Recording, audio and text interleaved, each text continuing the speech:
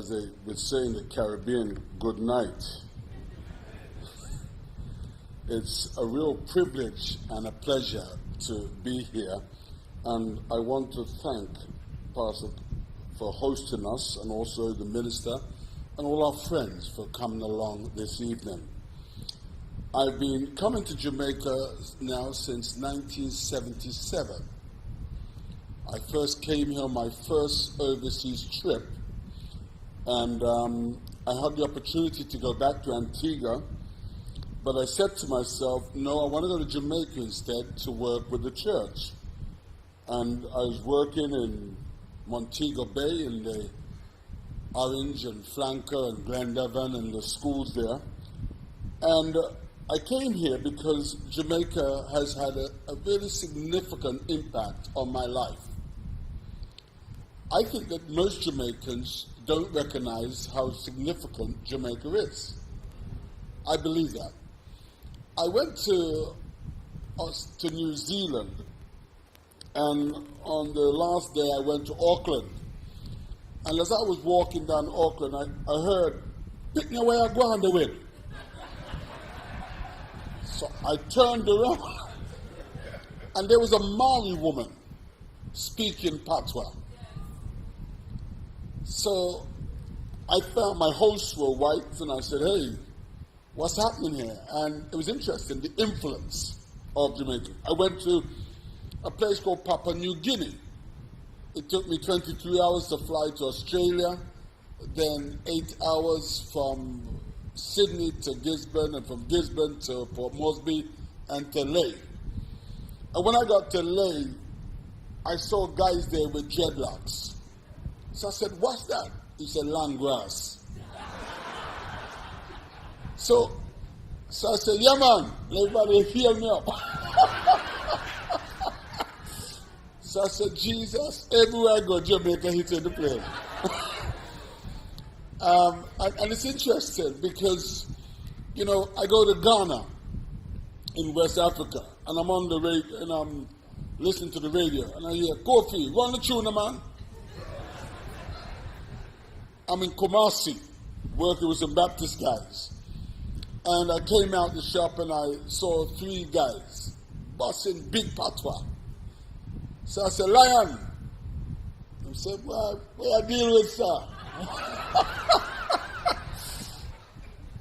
Wherever you go, or wherever I've been, Jamaica has had that cultural significance to influence people. And I too, as a young guy, back in the 60s, early 70s, when I was looking for identity, when I was looking for my identity as a young boy, it was Jamaica I turned to. And I'm grateful, and I've often said to people that I'm grateful for Jamaica, how it's given millions of people affirmation, an identity, and a sense of purpose. And I want to say to you all, you may not, and I could say, I believe very much that Jamaica in the Caribbean here is the most significant country in the Caribbean. Only if the Jamaicans could recognize it. Only if. So I want to say that I came down to Jamaica because I was moved by what I read. When I read that Jamaica had more churches per square mile than any other country in the world. And then beside that, I read that at that time it had the second most homicide rate in the world. I think at that point it was Colombia who outdid Jamaica. And I wanted to find out how comes heaven and hell is so closely connected. And so I decided to jump on a plane and to come down. And I came down and I met Pastor Bobby. I went down to Trenchtown, and I remember when I was driving down, he was driving me down to Trenchtown. I remember singing the song, "Blessed Assurance, Jesus is Mine." And then I'm saying to myself, I hope the insurance policy is still in place. And then he took me to Miss Lorna Stanley's school, and I saw young boys, young men being taught to learn to read and write. I was impressed. And then Pastor Bobby said, let's go for a walk. And I said, Rock of Ages, left for me. You know those feelings? Let me hide myself in thee. And it was interesting because as we walked around the street, a young guy said, Pastor, I'm a bleach out, you know. So Pastor said, hold it down. He said, yes, Pastor, I'm going to hold it down, you know. I bury my thing. So I'm thinking, bury his thing? Tell the man to give the thing to the police. And it was interesting, but what got me was how accessible the pastor was to these guys. In fact, these guys had confidence and they were able to relate to the pastor. I was deeply moved by that. I was moved by churches, fraternals coming together, praying together, ministers saying, let's wear white t-shirts, we're going to see the dons. We're going to tell them they mustn't evict that person because they are a member of our church. Let's have a prayer meeting together because someone has lost their mother. Let's pray with the family. Let's come together. I was moved and touched. In fact, I was deeply inspired. I went back to England and I felt I had seen what I needed to do in my own country. And it was from there that Pastor Bruce and Bobby came up and I discovered another thing. The moment you say that you're Jamaican, the BBC is all over you like a rash. I think we spent half of the time running from interview to interview with the BBC because they wanted to hear what the Jamaican pastors were going to say to them about their context. I want to tell you this. Jamaica, wherever street pastor is, Jamaica is there.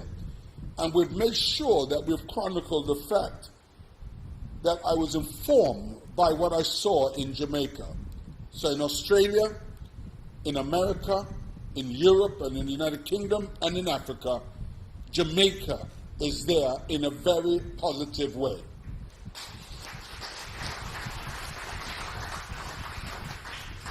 Let me also acknowledge my colleague, Eustace Constant, and his wife. Eustace is born in St. Lucia, and he's here, and his wife, Sharon. Please stand up.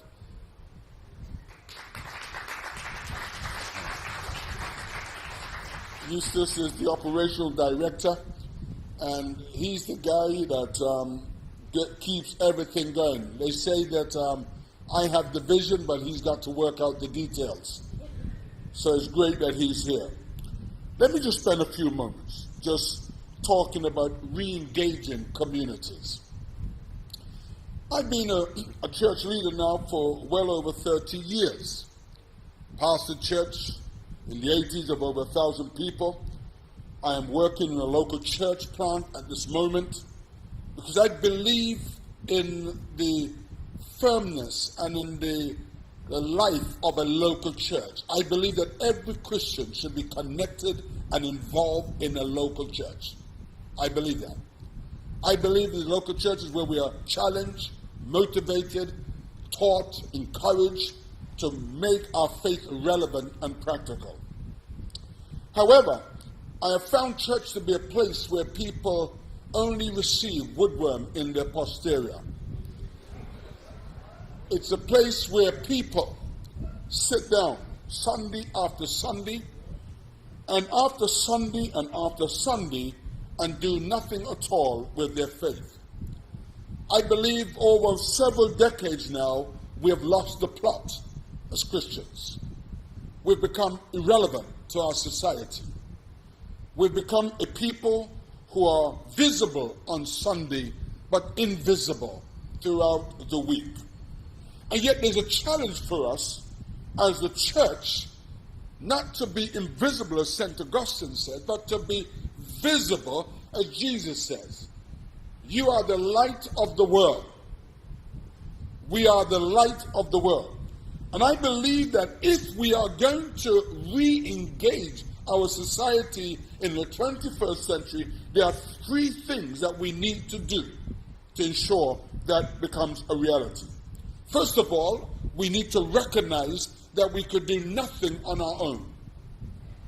We need to recognize that. I was speaking at a very large church in London. Last year I was speaking to all their leaders. They have something like 500 leaders, and then to their theological students. And I told them, I said, this church has backslidden from the work of God. Their priority has become acquire more buildings, develop more satellite programs, and become more and more a brand. But they've forgotten their purpose in which Jesus has called them to be, salt and light. And I said to them, it's important for you, with all your prosperity, with all the things that you've acquired, that you need the congregation that has 10 people, 50 people, 100 people. You need them who do not think like you, or their theology is not being interpreted the way you interpret your theology. You need those who do not have the same tradition of you. We need each other because we are one body. We are one body. There is only one church. Only one. There is only one church. There is only one kingdom. And this is the kingdom of our Lord. And so we've got to come to this place where it's not about our individual ministry. It's not about our denomination. These things are important. Our local congregation, our denomination are important. But it is about thy kingdom come, thy will be done on earth as it is in heaven. We need each other. There is one hope. There is one faith. There is one vision in terms of the kingdom. And we need, if ever there's a time that the church needs each other, it's now. It's today. We need each other with our skills, with our gifts, with our talents, with our resources. We need each other if we are going to make a significant difference within Jamaica. We need each other. That's why over the last 10 years, something like over 5,000 different groups of people, whether they're Anglican, Baptist, Salvation Army, Methodist, Pentecostal, Charismatic, they have come together, independent churches. We have come together and we've put our hands to the plow together because we said it's together we are going to see the kingdom of Jesus come, and there will be a transformation in our towns, in our villages, and in our city. Together. We need each other. Secondly, we need to pray with each other. It's in fact, we've had to write some different kinds of prayer. One Anglican lady said to me, Les, where I come from, we don't like surprises. I had to remind the Charismatics and the Pentecostals, hold it down. When you come to service or come to be trained, hold it down. Spare some thoughts for those of us who are less charismatic. And it's interesting because over these 10 years, Catholics and Baptists, Methodists and Pentecostals have walked the street, and not once have they said, which church or which theology do you have? They've done it, they've prayed together, they've served together, and they've encouraged each other. We need to pray with each other. We need to pray for one another, and we need to come together and pray. Because I believe that prayer is not the least we could do, it's the most. And so we have prayer pastors. We have those people who stays at base, and they pray while those people are on the streets. We have people, some prayers is written in a way that people could pray, but some people are spontaneous, but they're praying together. The third thing that we need is collaboration. We need collaboration amongst ourselves. We need collaboration with government.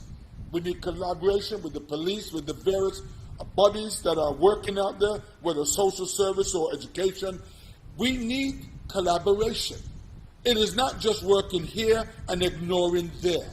We have to have a holistic approach. Education, family, counseling, training, employment, they all go together to make a man feel whole. We cannot have this patchwork quilt mentality. We cannot just say, let's get out there and talk to them about Jesus and that's it. We've got to be thinking, where are they sleeping? Who's educating them? Who's helping them with employment? Who's helping them with their baby mother? All of these things.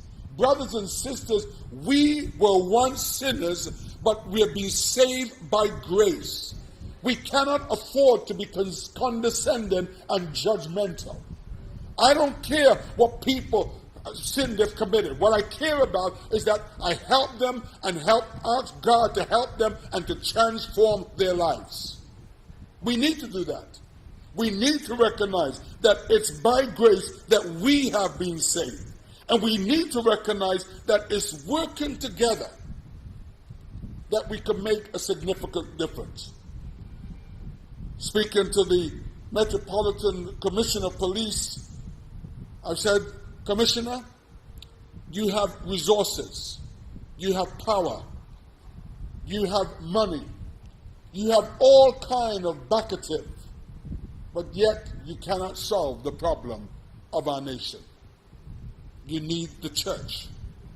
Church, we cannot solve the problem by just closing the door and asking Jesus to solve it. We are the answer. We are the answer. And it's together that we put our resources, our skills, our energy, our creativity together, and we make a change. Listen, some Christians have this notion that it will change overnight. Brothers and sisters, we've allowed this monster to grow over decades. It will take decades to cage it. We have this culture in our church, what I call the 2 weeks mission mentality. It takes us 2 years to plan 2 weeks. 2 weeks to do 2 weeks mission. 2 more years to recover from it. And a further 2 years to say, should we do it again? What society is looking for is consistency and continuity. They want to know we are there for them. They want to know that we are consistent with them. They want to know that we are reliable. Some Christians, as the 2 weeks mission finished, they are finished with it as well. It is continuity. On the 31st of December, myself and a team of 60-odd street pastors, led by a former police inspector who's also an elder in his church. And we were on the streets, and there were people, some of them drunk, water, vomit all over them. We had wet wipes, water, and we were sorting them out. We had something like 6,000 pounds given to us by Diageo. That's the drinks company. Some Christian says, oh, can't take the money from the drinks company. Well, William Booth says, take it from hell to populate heaven. And I want to tell you this, that I will work with anyone who wants to bring hope to our community. I will work with anyone who wants to bring peace to our society. It's important for us to recognize that people do not have to think like us. They don't even have to believe like us. But they have a heart to see change. And as we have a heart to see change, our faith will come alive, and people will be touched, and people will be influenced, and people will come to the Jesus who has touched us. Let me conclude with this. Mother Teresa said this: a life not lived for others is not a life. A life that is not lived for others, it is not a life. I am not living for me and my wife or my children or my denomination or congregation. I am living for others. And we're challenging you and calling you. Let us live for others. They may not come to our church.